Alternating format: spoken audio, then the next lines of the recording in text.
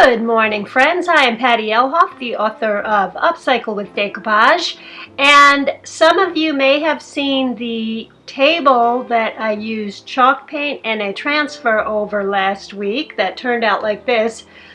But this table has a glass tabletop, and you can follow these instructions I'm about to give you for any glass tabletop. And what we're going to do today is add some reverse decoupage on the glass tabletop so that it can go over this table that we did.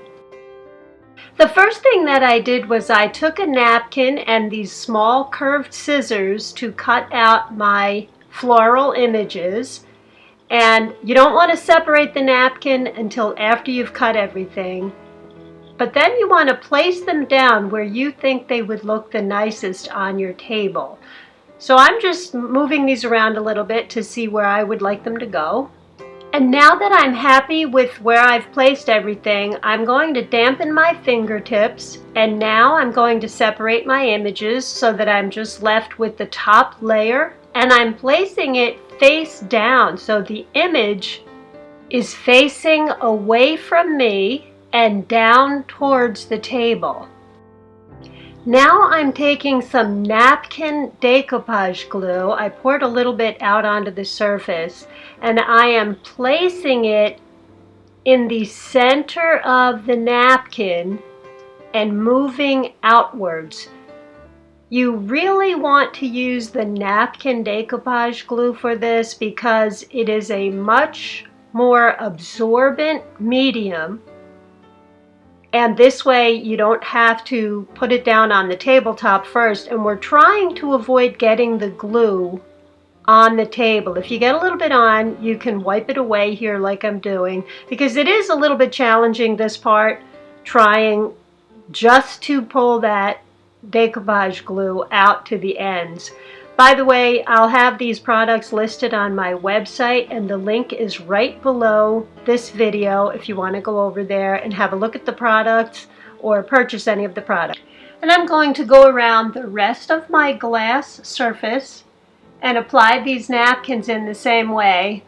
But I also did a couple of other things. I took a pen and wrapped a wet paper towel around it and went around here again just to remove any of the excess glue, because we don't want any of that showing through to the other side. It's best to do this while the glue is wet. You really don't want to let that dry and get caked on. So if we do this now, we'll be much better off in the next step. And what I'm going to do is just go around the rest of the table, remove that top ply of the napkin, add the decoupage glue in the center and pull it out. And because we're using the napkin decoupage glue, it absorbs that much easier. And you want to apply light pressure here so you don't tear the napkin. And I put this aside to dry, and I did notice that I still left a little bit of the glue on there. So I wanted to remove it, and I took one of these straight edge razors and just went around some spots where I put a little too much glue. I did remove some of the napkin accidentally, so you want to avoid this part if you can. And now that everything is dry, I'm going to take a nail file, and you can see on these edges here I overlapped a little bit, not onto the table, just off the surface of the glass.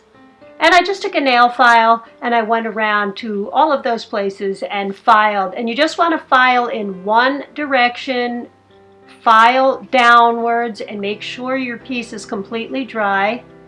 You see it leaves a nice clean edge, and just go around the whole surface and get rid of any of those pieces that you may have overlapped on the side.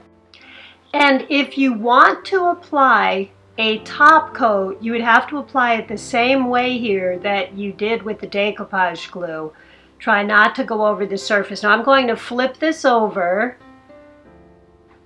so that you can see how the napkins look. We did a reverse decoupage, and now that I flip the glass over, you can see that the napkins stand out a little bit more because you're looking at the front side of them, and because the surface below is a very light color, the napkins will pop. They'll stand out, And you can see now that we've got the transfer underneath and the reverse decoupage on the glass. And another thing that I love about this, because all of the work is done on the opposite side, is that I can take my favorite glass cleaner and spray it over the surface and wipe it away. So if there are any spills on this, it won't harm our work because that's all done on the back.